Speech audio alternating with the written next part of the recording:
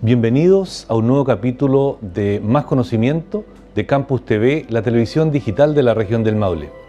Hoy conversaremos con el doctor Yerko Moreno, director del Centro Tecnológico de la Vid y el Vino. Él es profesor asociado de la Facultad de Ciencias Agrarias de nuestra universidad. Acompáñenos a conversar con Yerko.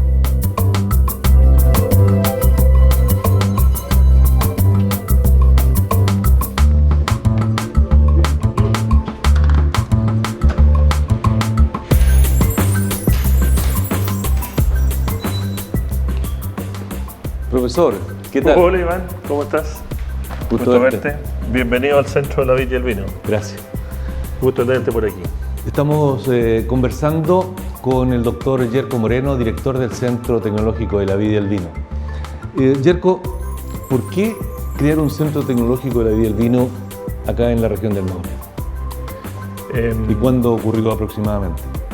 A ver, la región del Maule produce casi el 50% del vino que produce y exporta Chile.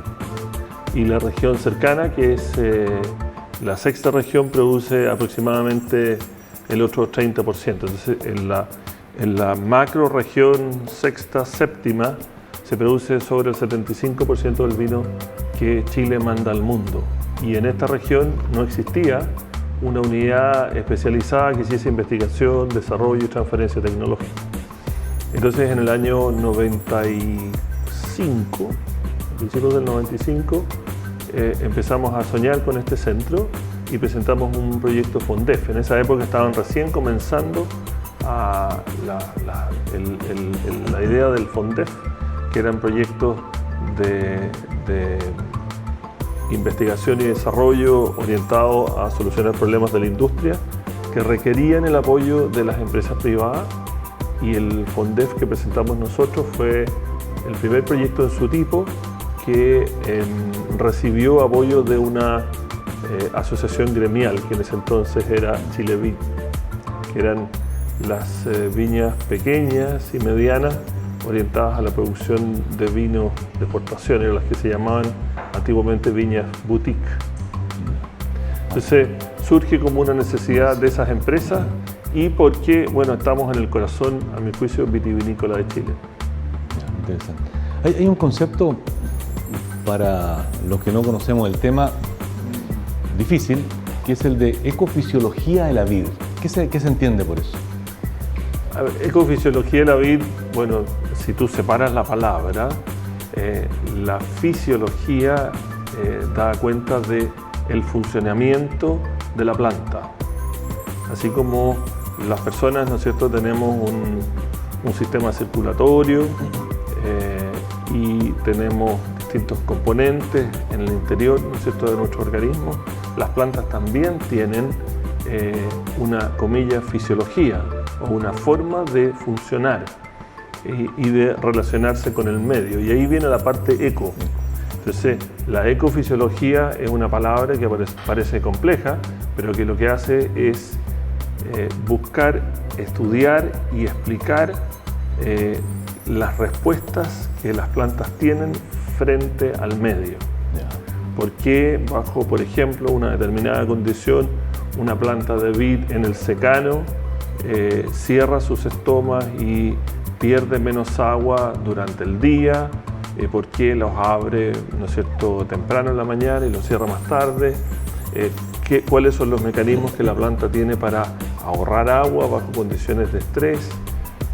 ¿Cómo la planta crece o distribuye sus raíces en el suelo? Es decir, todos aquellos cambios en el crecimiento y en el funcionamiento de las plantas que están relacionados con lo que ocurre a su alrededor. Eso es la ecofisiología. Ya me habían dicho que usted sabía explicar en términos simples lo complejo. Alguna vez gané un concurso de eso, pero... Mira, qué bien. Entonces se nota ese talento. Hay que preguntarle a los alumnos si opinan lo mismo. Seguro que sí.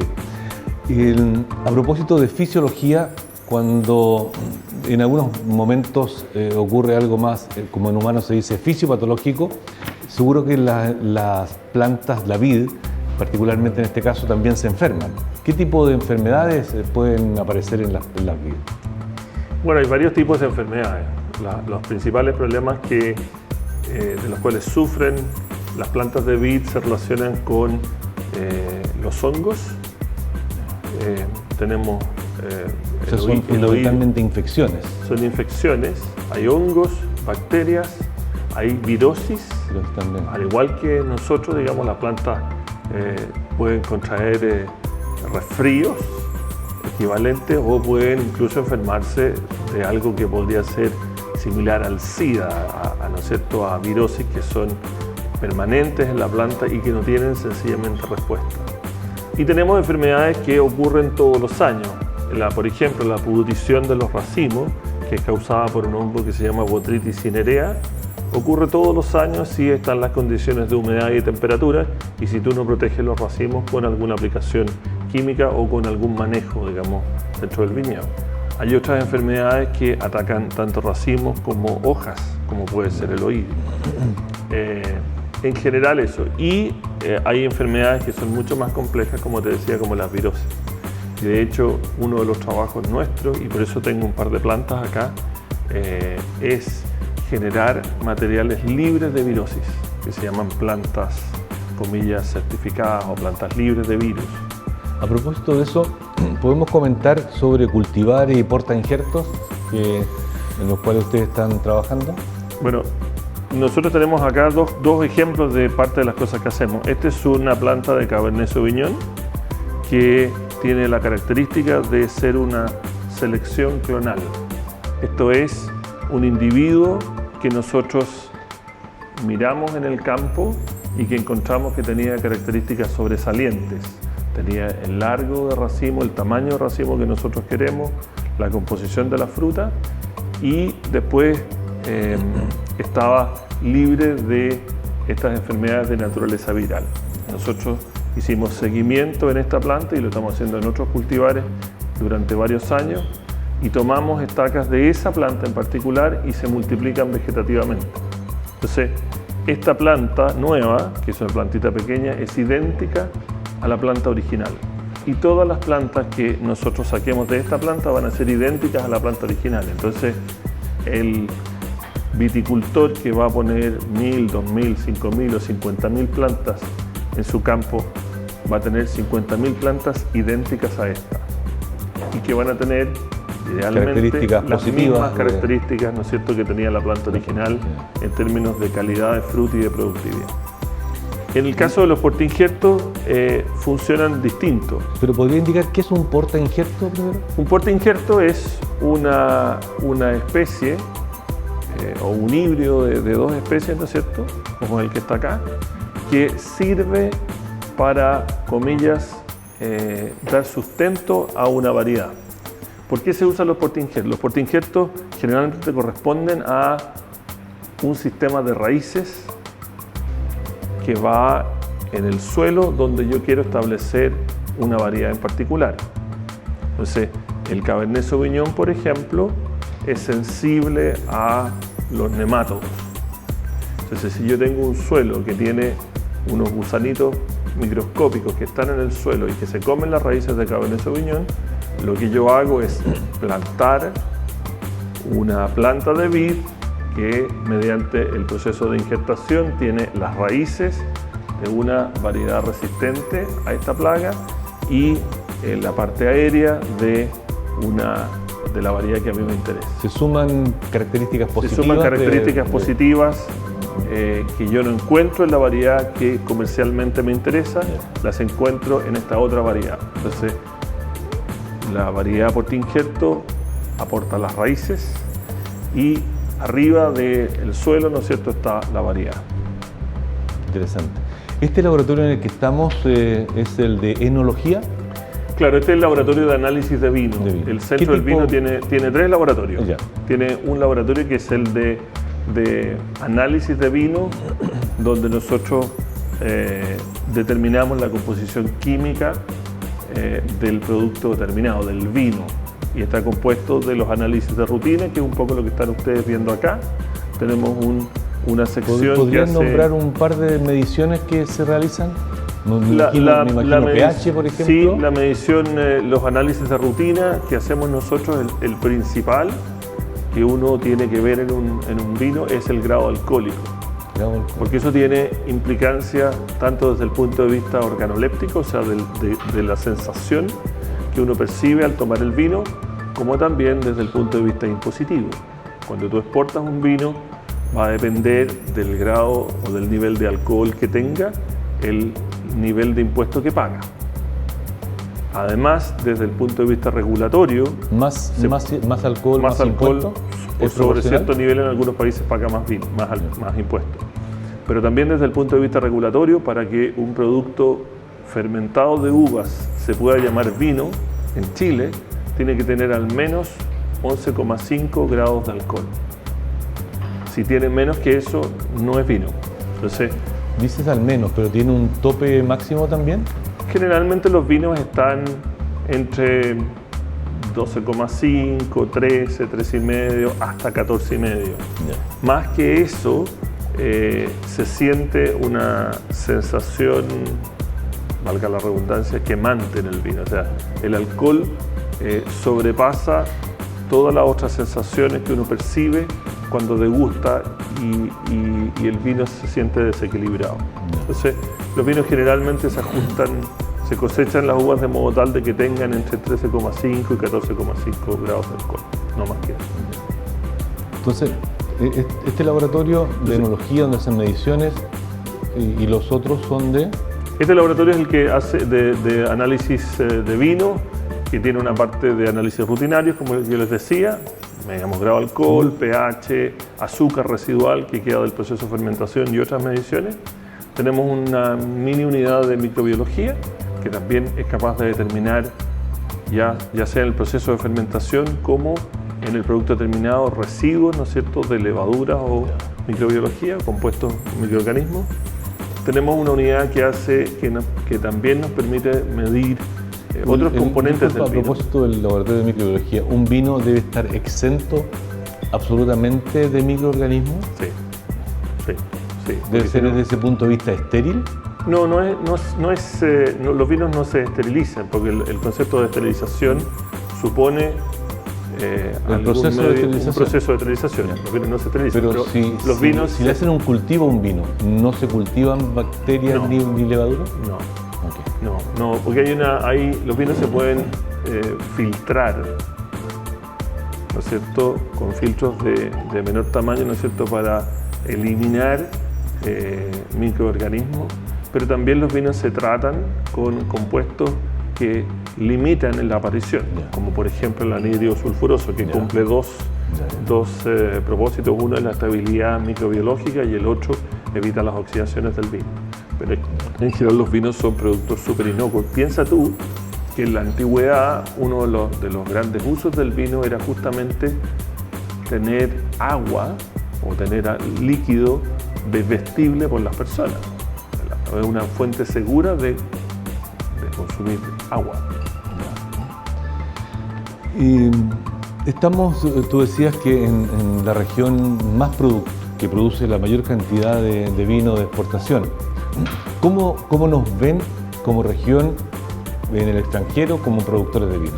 ¿Tenemos un prestigio vitivinícola? A ver, yo hablo como país primero y después como región. Históricamente, la región, o sea, el país se ha visto y ha desarrollado un trabajo fuerte, diría, en los últimos 25 años o 20 años, para posicionarse como uno de los actores mundiales en el comercio internacional de vino. Hoy día somos el cuarto exportador mundial y somos el país que exporta la mayor proporción del vino que produce. Nosotros exportamos casi el 80% del vino que producimos. Eso es algo inusual. La mayor parte de los países exportan mucho menos, porque además los grandes productores, Francia, Italia y España, son grandes consumidores de vino. Entonces, mucho del vino que ellos producen se queda en su país. En el caso nuestro no somos grandes consumidores. Chile debe tener un consumo per cápita de aproximadamente 15, 16 litros de vino, no más que eso, y hemos llegado en algunos años a 3. y por lo tanto, como somos un país relativamente pequeño, necesitamos exportar gran parte del vino que nosotros producimos. ¿Sí? Llegamos, insisto, cerca de un 80% del vino que se produce en Chile se exporta. Y hemos desarrollado en el tiempo una imagen de productores de vinos de imbatible relación precio-calidad. O sea, por el mismo precio, generalmente Chile entrega mucho mejores vinos. Eso en una etapa inicial de desarrollo ha sido muy bueno. En una segunda etapa de desarrollo como la que estamos ahora, nos juega un poquitito en contra, porque nos ha costado mucho esfuerzo subir y vender vinos, los precios de los vinos y vender vinos más caros. Pero estamos trabajando como país en eso.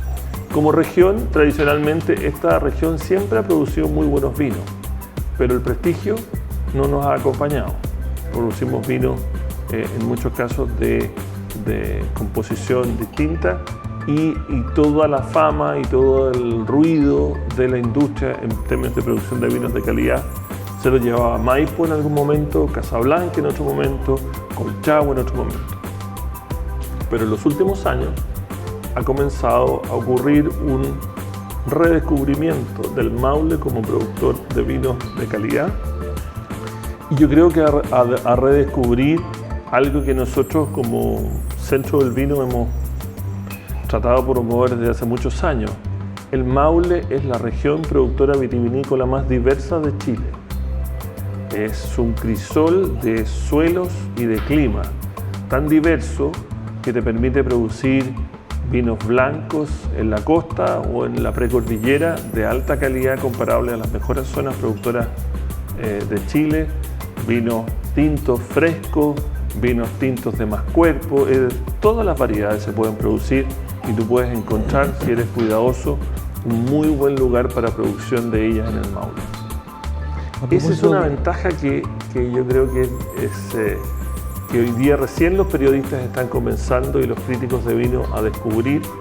Y el otro día, una noticia bien interesante, escribieron un grupo de periodistas en un prestigioso periódico inglés sobre cuáles eran las regiones que estaban, comillas, hot hoy día en el mundo del vino, y una de ellas fue Maule. Parecía el Maule. A propósito de redescubrir, hace algunos años se redescubrió ¿puedo decir el cultivar Carmener? Sí, perfecto. ¿Sí? ¿Nos puedes contar brevemente esa historia de cómo se redescubrió acá en Chile el...? Sí. Hace casi ya 20 años hubo un congreso internacional de viticultura y enología organizado por la Asociación de Enólogos en Santiago, y dentro de la actividad de ese congreso habían salidas, visitas a terreno, a ver viñedos, qué sé yo, y a ver bodegas, y se invitaba a los participantes del congreso, locales y extranjeros, y además a investigadores, ¿no es cierto?, de muy alto nivel que habían sido invitados a ese congreso como expositores de las charlas principales. Uno de ellos era un ampelógrafo francés que se llama Jean-Michel Boursicot. ¿El concepto de ampelógrafo lo podrías definir? Ampelógrafo es una persona cuya especialidad es la identificación de las variedades o los cultivares de vid mediante sus características físicas, fenotípicas se dice en términos estrictos, pero para cualquiera persona no experta, esta variedad o este cultivar se ve similar a ese. Son dos plantas de vid. Sí. Pero para un ampelógrafo, él se puede fijar en algunos caracteres de desarrollo, ¿no es cierto?, la forma de las hojas, la forma de la dentadura, el grado de ondulación de la lámina de la hoja, y saber exactamente que este corresponde a un Cabernet Sauvignon y este otro corresponde a una especie de vid americana.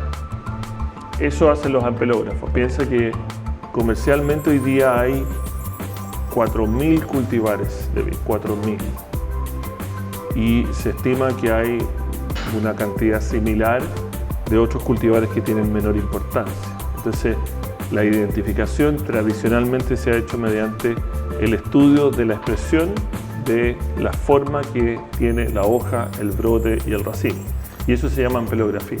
Pero voy a preguntarlo, no sé, seguramente en los últimos tiempos también, adicionalmente a la expresión fenotípica, se estudian también los genes para caracterizarlos?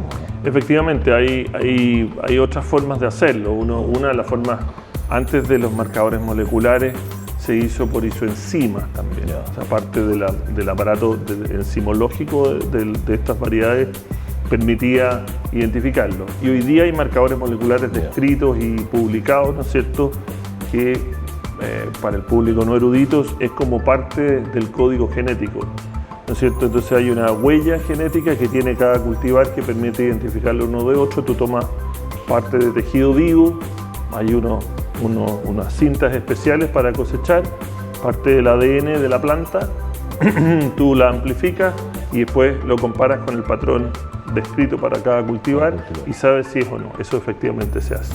A pesar de eso, en el campo y en el viñedo todavía se usan esas capacidades ampelográficas. Es muy importante hacer. Bueno, pero para volver con la historia, este ampelógrafo visitó una muy conocida viña del Valle del Maipo y los viticultores le comentaron: mira, este es nuestro cultivar Merlot. Y entonces les dijo: mira, me parece bien la uva, me parece bien la fruta, probamos el vino hace un rato, me pareció fantástico, pero esto no es Merlot. Así, con esa seguridad. Esto no es Merlot, no sé lo que es, podría ser esto, lo otro, y dentro de las cosas que dijo, puede que sea Carmenere.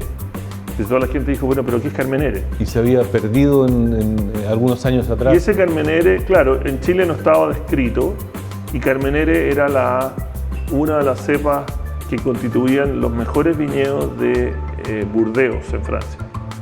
Pero era muy sensible a un problema de producción de fruta. Hay un desorden que se llama millerandage en el caso de los racimos, que es cuando un racimo, en vez de tener todas sus bayas, pierde sus bayas, no cuaja la fruta, no produce fruta.